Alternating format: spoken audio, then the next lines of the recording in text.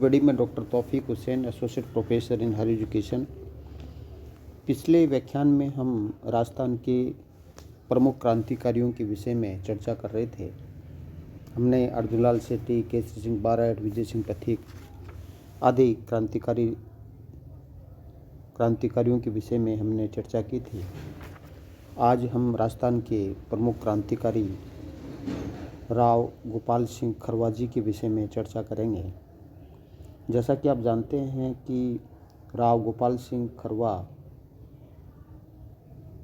राजस्थान के जो अजमेर रियासत के जो अजमेर मेरवाड़ा है, वहाँ पर एक जो प्रमुख ठिकाना था खरवा, वहाँ के रहने वाले थे और वहीं इनका 1872 में इनका जन्म हुआ था। और ये एक ठाकुर परिवार से, एक जमींदार परिवार से बिलोंग करते थे। इनके पिता राव माधो सिंह है, वो खरवा ठिकाने के जागीरदार थे, छोटे सी रियासत के छोटे से ठिकाने के जागीरदार थे। और राव माधो सिंह की मृत्यु के पश्चात राव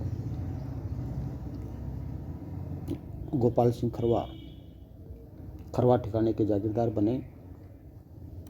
राव गोपाल सिंह खरवा और प्रारंभ से ही है वो आर्य समाज से हैं, वो प्रभावित थे और धर्म महामंडल के शिष्टमंडल के सदस्य के रूप में जब ये बंगाल गए तो ऐसी स्थिति में इनका क्रांतिकारियों से संपर्क हुआ।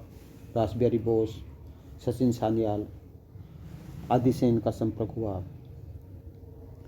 और जैसा कि आप जानते हैं कि राजस्थान में सशस्त्र क्रांति का जनक है वो गोपाल सिंह खरवाजी को माना जाता है। जब ये इन क्रांतिकारियों ने अखिल भारतीय स्तर पर जो प्रथम विश्व युद्ध के बाद में जो क्रांतिकारी गतिविधियों का संचालन किया गया, एक साथ जो राजस्थान के भारत के विभिन्न भागों के अंदर है, वो क्रांतिकरण करने की योजना बनाई गई, सशस्त्र क्रांति करने की योजना बनाई गई। उसमें राव गोपाल सिंह जो खरवा है, उनको अजमेर के अंदर है, वो अजमेर या ब्यावर हम कहें कि वहाँ पर है वो सशस्त्र क्रांति करने का है वो दायित्व है वो सौंपा गया गोपाल सिंह खरवाजी को। और वहाँ गोपाल सिंह खरवाजी ने इस सशस्त्र क्रांति को अंजाम देने की योजना बनाई, लेकिन इस योजना की भनक पड़ गई तो ऐसी स्थिति के अंदर है इन पर है इनको टोडगढ़ जेल है उसके अंदर है वो बंदी बनाया गया। तो राजस्थान के अंदर है वो क्रांतिकारियों को सर्वाधिक हथियारों की सप्लाई करने का कार्य है वो राव गोपाल सिंह खरवाजी ने किया। और जैसे कि मैंने बताया कि इनको ब्यावर पर कब्जा करने का दायित्व सौंपा गया था, लेकिन क्रांति की भनक पड़ने के कारण से है अब उनकी योजना असफल हो जाती है। और इन्होंने अजमेर के अंदर है 1907 में एक छात्रावास भी खोला था।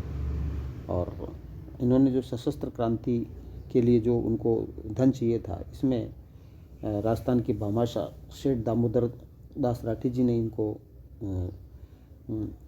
अस्त्र शस्त्रों को एकत्रित करने के लिए वो आर्थिक सहायता है वो प्रदान की। वह विभिन्न प्रकार की गतिविधियों के अंदर है, अखिल भारतीय स्तर पर भी विभिन्न प्रकार की गतिविधियों में इनका महत्वपूर्ण सहयोग माना जाता है। दिल्ली षड्यंत्र केस के अंदर भी है इनका नाम है वो सामने आया। जोधपुर और नसीराबाद है कि सैनिक छावनियों के अंदर ब्रिटिश विरोधी गतिविधियां हैं में करने के अंदर भी है इनको नामित किया गया।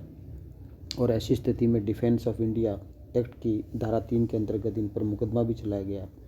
कोटा के साधु हत्याकांड के अंदर भी है इन पर आरोप लगे। और इन्होंने एक महत्वपूर्ण कार्य ऐसा करते हैं कि इन्होंने 1907 के अंदर है वो केसरी सिंह बारठ आदि के साथ मिलकर के जो वीर भारत सभा, जो अखिल भारतीय स्तर पर जो अभिनव भारत सभा की एक प्रांतीय सभा थी, जिनके माध्यम से इन्होंने राजस्थान के युवाओं को है इस वीर भारत सभा से है वो जोड़ा। तो वीर भारत सभा जो 1910 में स्थापित की गई थी, केसरी सिंह बारठ है और गोपाल सिंह खरवा है आदि लोगों ने मिलकर के, तो इसमें वीर भारत सभा के संचालन में भी इनका महत्वपूर्ण है योगदान रहा। इन्होंने जो, जैसे कि मैंने बताया कि जो प्रथम विश्व युद्ध के पश्चात जो सशस्त्र क्रांति की योजना बनाई गई थी और 21 फरवरी 1915 को है, तो ये क्रांति वैसे असफल हो जाती है और इसके पश्चात ये टोडगल जेट से तो भाग जाते हैं, लेकिन सलेमाबाद के अंतर्गत जो किशनगढ़ सलेमाबाद है वहाँ पे है, इनको बंदी बना लिया जाता है, अथॉरिटी आत्मसमर्पण कर देते हैं। और इसके पश्चात इन्होंने उत्तर प्रदेश उनको भेज दिया गया और 2 वर्ष का साधारण कारावास के बाद जो शाहजहाँपुर उत्तर प्रदेश के अंदर वो जेल में रहे। और उसके पश्चात 1920 के अंदर है उनको है वो मुक्त किया गया और उनकी जो खरवा की जो जागीर है वो एक तरह से वो जब्त कर ली गई। तो एक तरह से क्या है कि 1920 के पश्चात है वो एक प्रकार से ये एक रचनात्मक कार्यों के अंदर है वो लग जाते हैं। तो राव गोपाल सिंह जो खरवा है वो राजस्थान की सशस्त्र क्रांति के एक तरह से जनक माने जाते हैं। उन्होंने राजस्थान की के युवाओं को है वो इनके साथ जोड़ा। इसके साथ साथ जैसे 1877 के अंदर है ये अपने पिता की मृत्यु के बाद में है वो खरवा के जागीरदार बनते हैं और 2 साल बाद में ही है 1899 के अंदर है वो राजस्थान के अंदर भयंकर अकाल पड़ता है जिसको छपनिया काल कहा जाता है। तो इस छपनिया काल के अंदर है वो राव गोपाल सिंह खरवा का महत्वपूर्ण योगदान माना जाता है। इन्होंने उस अकाल के समय है वो तन मन धन से अपने पूरा खजाना है वो खोल देते हैं और जो अकाल पीड़ित लोग हैं उनकी ये तन मन धन से सहायता करते हैं। जब इनका सारा खजाना ख़त्म हो जाता है तो इसके पश्चात भी उसकी वो कोई परवाह नहीं करते हैं और विभिन्न जो भामाशाह है उनसे भी वो इस अकाल राहत कार्य के अंदर है वो जो धन है वो एकत्रित है वो करते हैं। तो एक मानवता की भी प्रतिमूर्ति थे गोपाल सिंह खरवा जी है। तो इन्होंने अकाल राहत के अंदर 1956 के अकाल के अंदर है वो बड़ी महत्वपूर्ण भूमिका निभाई और इसी कारण से विभिन्न संस्थाओं के द्वारा इनको भारत भूषण है, धर्म भूषण है, राजस्थान केसरी है आदि उपाधियों से है वो एक तरह से है वो अलंकृत किया गया। इसके साथ साथ जैसे जो दिल्ली दरबार का आयोजन किया गया था और उसके अंतर्गत जो केसरी सिंह बारट ने जो चेतावनी चंगुटिया है जो लिखा और वो महाराणा फतेह सिंह है उसको जो चलती ट्रेन के अंदर है वो पहुंचाने का कार्य गोपाल सिंह खरवा जी ने किया था। तो चेतावनी चंगुटिया को पढ़ करके है वो उनका स्वाभिमान जाग उठा और वो दिल्ली दरबार के अंदर वो भाग नहीं लेते हैं। तो गोपाल सिंह खरवा ने इसमें भी दिल्ली दरबार के अंदर या केसरी सिंह बारट के साथ भी इनका महत्वपूर्ण योगदान था और उन्होंने केसरी सिंह बारट को भी महत्वपूर्ण योगदान है वो दिया। क्रांतिकारी गति उनसे मिलकर के है वो राजस्थान की या भारत की राजस्थान की क्रांतिकारी गतिविधियों की बात करें तो उनको अंजाम देने के अंदर है इन्होंने महत्वपूर्ण कार्य किया।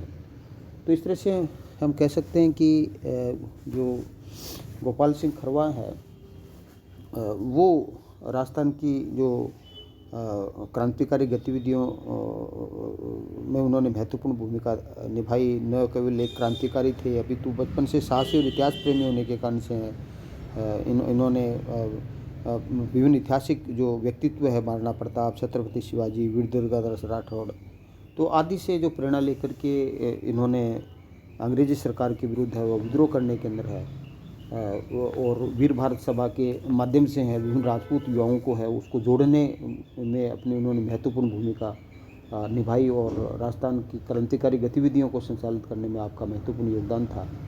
और एक तरह से ये भारतीय स्तर पर जो क्रांतिकारी थे उनसे उन्होंने संपर्क वो स्थापित किया। जो एक तरह से जैसे 1906 के अंदर गोपाल सिंह खरवा कलकत्ता गए, विपिन चंद्र पाल, सुरेंद्रनाथ बनर्जी है, अमृत बाजार पत्रिका के संपादक है आदि से विचार विमर्श कर करके इन्होंने भावी योजनाएं हैं सशस्त्र क्रांति की भावी योजनाएं हैं उसके संदर्भ में विचार विमर्श किया।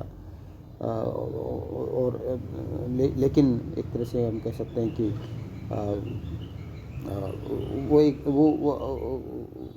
जो उन्होंने अंग्रेज़ों के खिलाफ है वो जो क्रांतिकारियों को सबसे ज़्यादा जो अस्त्र शस्त्र पहुँचाने का जो काम है वो गोपाल सिंह खरवा जी ने वो किया। तो गोपाल सिंह खरवा ने जो ब्यावर नसीराबाद पे जो जो जो कब्जा करने का दायित्व उनको सौंपा गया था, वो एक तरह से एक जयचंद के कारण से है, उनका भेदी है, उनको बता दिया जाता है इस तरह से किस तरह से वो मंदिर के अंदर वो दर्शन करने जाते हैं इस्लामाबाद में, वहाँ एक तरह से उनको आत्मसमर्पण वो करना पड़ता है। लेकिन फिर भी है वो एक तरह से अपनी क्रांतिकारी गतिविधियाँ हैं वो जारी रखते हैं, लेकिन 1920 के अंदर उनको छोड़ दिया जाता है और 1939 के अंदर है जो हम कहें कि जो 13 मार्च 1939 को है वो 66 वर्ष की आयु के अंदर है इनका देहावसान हो जाता है। और इनकी जो मृत्यु के 50 वर्ष पश्चात हम कहें कि 30 मार्च 1989 को है भारत सरकार के जो संचार मंत्रालय है उन्होंने इनके कार्यों को देखते हुए, इनकी देश के प्रति जो प्रेम को देखते हुए है, इनकी याद के अंदर है एक प्रकार से एक डाक टिकट है वो जारी किया गया। 30 मार्च 1989 को है वो डाक टिकट जारी किया है। तो इस प्रकार हम कह सकते हैं कि गोपाल सिंह खरवा है वो अपने जो आदर्श है, कर्तव्य की भावना है, ध्येय के प्रति है, वो अदम्य विश्वास है के कारण उन्होंने ब्यावर को एक राजनीतिक गतिविधियों का एक केंद्र बनाया और ब्यावर को राजनीतिक गतिविधियों के लिए भी भारतीय स्तर पर है वो पहचान दिलाने का जो कार्य है वो गोपाल सिंह खरवा को जाता है। तो गोपाल सिंह खरवा को उनके किए गए कार्यों के लिए है देश के प्रति तन मन धन से है वो सहयोग देने के लिए है वो हमेशा याद किया जाएगा। इनको गोपाल सिंह खरवा को सशक्त नमन। और अगले व्याख्यान के अंदर है वो अन्य स्वतंत्रता सेनानी है उसके विषय में है वो आगे चर्चा करेंगे। Thank you. जय हिंद, जय भारत।